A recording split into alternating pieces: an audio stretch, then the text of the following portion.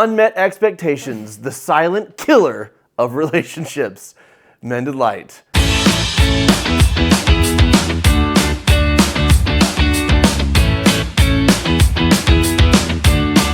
All relationships that end because of one reason, which is? Well, I've heard it said that all relationships end for one reason, which is unmet expectations.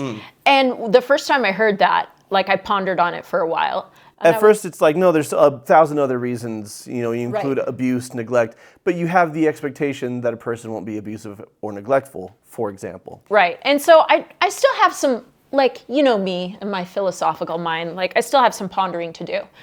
And so whether or not we can definitively say that that's the reason all relationships end, I'm not sure I buy into it 100%, but there's a vast amount of truth there, and there's enough truth that we can apply it to our conversations on relationships, and it can be very supportive. We got a movie clip, Because I Am Who?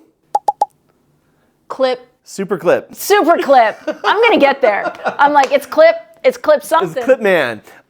Clip Man. Or I could be Clip Man. Yeah, let's do Clip Man. Anyways, Indiana Jones and his father don't talk for 20 years because of unmet expectations. Let's watch it. Do you remember the last time we had a quiet drink? Huh? I had a milkshake. What did we talk about? We didn't talk.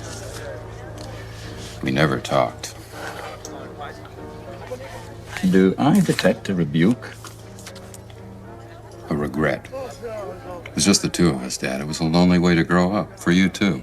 If you'd been an ordinary, average father, like the other guys' dads, you'd have understood that. Actually, I was a wonderful father. When? Did I ever tell you to eat up, go to bed, wash your ears, do your homework? No, I respected your privacy, and I taught you self-reliance. What you taught me was that I was less important to you than people who'd been dead for 500 years in another country. And I learned it so well that we've hardly spoken for 20 years. You left just when you were becoming interesting. Unbelievable, Dad. Very well. Huh, I'm here now. What do you want to talk about?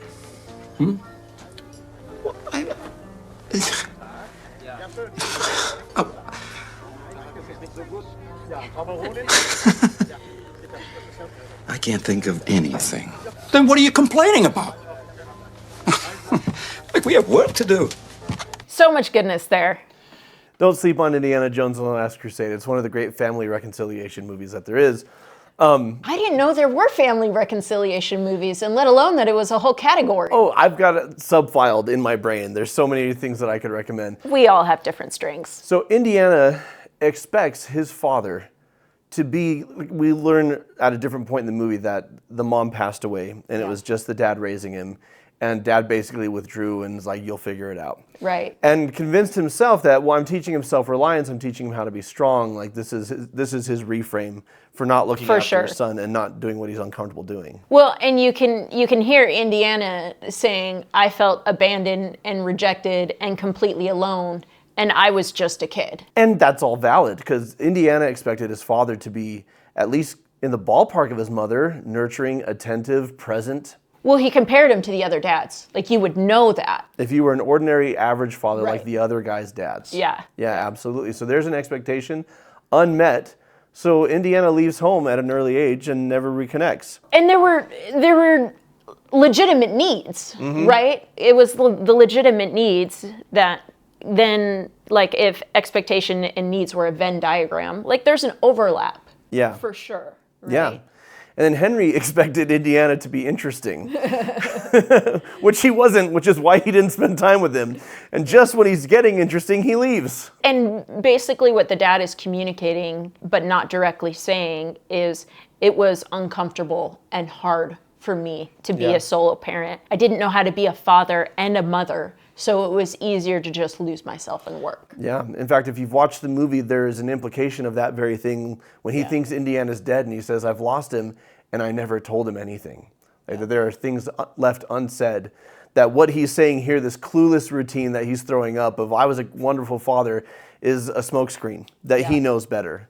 but he's not ready to have that conversation. He's not ready to be held accountable. He's deflecting. Yeah. Those hard, vulnerable emotions. And this film, the reconciliation comes when these two drop expectations and meet each other with acceptance for who they are. And so here's a question for you, because on the one hand, I think it's healthy to check your expectations and meet the person in front of you where they are for who they are. But at the same time, we have needs in relationships. For sure. So what's the balance there? What are your thoughts? Yeah. I'm going to go like way back. And then And then come back in. And then come back in. We are all human. We need connection. We need healthy connection. In the place of healthy connection, we will come up with all sorts of coping mechanisms. And we can see their unhealed coping mechanisms playing out, right? And continuing to go on the same path that they previously were on 20 years before. Right, yeah. And the conflict that it's bringing in the present moment, but also the wounds of the past that are unhealed. To expect something, the definition, is to wait in either fear or hope. And so here's where we want to get some clarity, because expectations are to expect something or someone to be a specific certain way. And then we are disappointed, hurt, rejected, abandoned when they are not that exact thing. And so it is a way of viewing people and our experiences in judgment, and then coming to conclusions about what their behavior means, right? It is a classic example of like speaking two different languages. Yeah. Like missing each other in the night. And what we all have are needs, and we need to know our own needs, and we need to communicate those in a healthy way. And in this specific example, like so classic, it was like one of the individuals was a child, right? There is no innate knowing of emotional regulation. There is no innate knowing of, oh, here's what I'm feeling. Here's what my needs are. Here's how I'm going to communicate them in a healthy way, which involves knowing your needs, stating them, and then asking for the other person to co-create that experience with you, versus blaming, rejecting, projecting, right? Yeah. Those are all the unhealthy ways. Stonewalling, defensiveness, criticism, contempt, right? Those are the things that we do to try and get our needs met in an unhealthy way, whether that's conscious or unconscious. Well, branching off of that, we all have legitimate needs, but what can shift is where we expect to get those needs met. The fact is, you can enjoy relationships with people while having different boundaries for, okay, this is what I wanted this relationship to be. It's not what it is, so can it be something different? I see this all the time with adult children and adult parents. Yeah. And they say, okay, this is the relationship I wanted with my dad, right? Or the relationship that I wanted with my mom.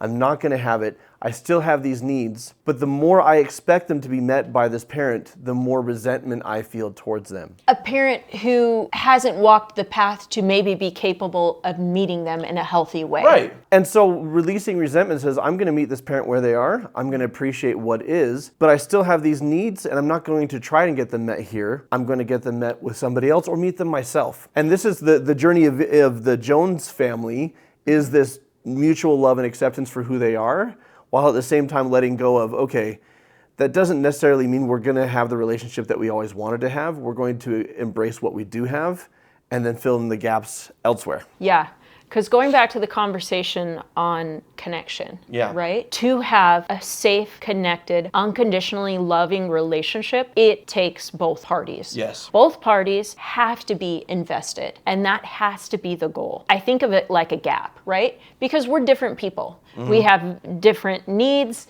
Well, You mean you and I, or just yeah. people in general? Both. Both, Yeah. So it's like we're a good example, right? But people in general, we're all different. We all have different personalities. We all have different experiences. We all have different backgrounds. We all have the same needs as humans because of our different personalities and experiences and backgrounds. The way those needs get met are a little bit different from each other. As we like to talk about in our personalities program, there are similarities, right, between personalities. You definitely go about spending quality time with a dreamer personality drastically different than you go about spending quality time with a thinker personality, right? And that doesn't make someone right and someone wrong. It makes us different and unique and beautiful. And there's strength in diversity. And there's strength in the diversity of our personalities and our experiences. But if we attach our worth to what we value, I'm going to project onto you that our differences mean that there's something wrong with you. to. That is such an easy place to go to. And that's where criticism, contempt, defensiveness, and stonewalling can come up when we are feeling vulnerable. But if we have this understanding of the guidelines of we have needs, we have the need for connection, to have true connection, which is safety. I see you, I hear you, I understand you, and I accept you as you are. That leads to unconditional love, and we all want that. And we are wired to want that, specifically with our parents, right? Yeah. And if our parents don't have the ability to give us that because of their own unhealed wounds and experiences, we are going to need to create an environment to heal that within ourselves. And to the extent we're able to give that understanding to ourselves, we are able to then give it to others and implement it in other relationships. And so this is one of the really valuable lessons I've learned in my adulthood so far, of meeting people where they're at. There's a type of grief when you have someone you want a close relationship with, whether it be a parent or a romantic partner, and generally there is not the conversation between the two individuals of one person saying, hey, I'm sorry I can't show up as an unconditional loving person in our relationship. Generally that conversation is not had. Generally it's just hurt and wounds and grief, and it feels like interactions. Sometimes interactions are good and other time interactions are salt in the wounds. But it takes both parties. And so it's like, well, how do I heal my relationship with my parent? And it's like, well, you can heal your relationship with your parent to the extent that they are wanting to heal those open wounds in themselves. Because until they're willing and wanting to go on that journey with themselves, they can't show up in the relationship that way. And so there's this saying, you can only meet people as deeply as you've met yourself. Yeah. And I like to shift that a little bit and add some layers of understanding and say, I can only accept someone else as deeply I've accepted myself. I can only unconditionally love someone as I have unconditionally loved myself. And that's the work you can do.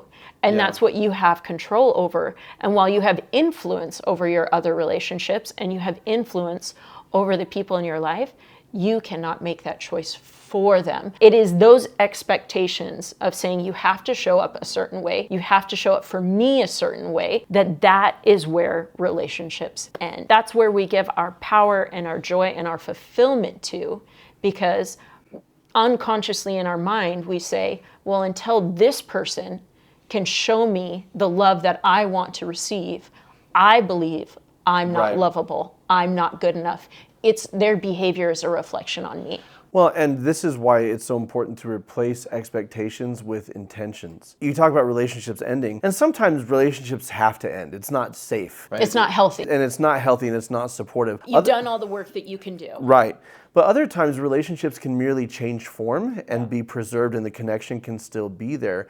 If the intention, instead of the expectation, the intention is, I'm going to show up to love and support myself unconditionally and love and support the other person unconditionally, and I'm going to draw boundaries that will allow both of those things to happen. I'm going to show up in that relationship with unconditional love to the extent that it's safe. One of the many great books that I have come across because of you is The Technology of Intention, in which the author says that when we are expecting things to be a certain way, people to behave in a specific manner, circumstances to be controlled and just the way we want them to be, we are in expectation. These are all outcomes that we cannot control. Yet over and over again, we try and try again, only to be disappointed. And this disappointment repeated over time eventually leads to symptoms of resentment, anger, and frustration. So what we've been talking about is how you release all of that and pivot to something that is supportive, that leads to peace. And the reality is, we have tons of resources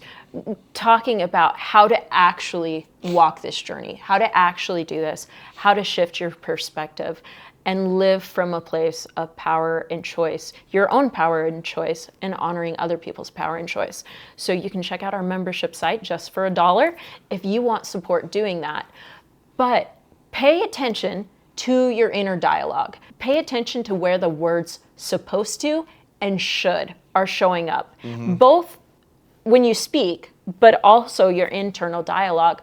that is showing you where you are placing expectations on yourself and others. And the reality, our interactions with others are just a mirror for our own inner world. And consider changing your inner dialogue from would, should, or supposed to could. That is taking your power back, and it's opening you up to the possibility. And there's going to be a learning curve to this. At least all I can speak from is my own personal experience, right? There is going to be a learning curve because I realized that one, my internal dialogue was really not nice, and it was full of a ton of judgment. And initially that judgment was expressed outward, but in reality, it was all towards myself. And as you replace the words would, should, and supposed to with could, it will open you up to the possibility of putting down the judgment, putting down the expectation, and saying, okay, is this serving me? Is this supporting me? And if it's not, well, what could instead? Expectations also shine a light on what we are tying our worth to. I know those worth tie conversations are something we talk about over and over again in our videos, so we're not going to really dive into that deep now. But I would love to know what your thoughts are regarding this conversation we just had. What are your big takeaways? Yeah, it is a very, at least I feel like it's a very unique and different perspective. Like, would you agree with? Yeah, absolutely. And so what are your thoughts? Do you agree? Do you disagree? Are we crazy? We could be crazy. Or if you had some light bulb moments, what were they? Or if you created some big question marks in your world, like, what are you going to consider? What are you going to ponder on? What does this look like for you? I wish we could just sit and have like a group conversation because that's what really lights me up. But because we can't, let us know in the comments below. Yeah, and as Alicia was saying earlier, we have a membership site with an entire library of online video courses, podcasts, and monthly live Q&As with our members where we address intention versus expectation among a whole host of topics on healthy relationships and trauma recovery. And you can try that membership for just $1 right now. The link is on screen and in the description below. Until next time, folks, keep shining. We need your light.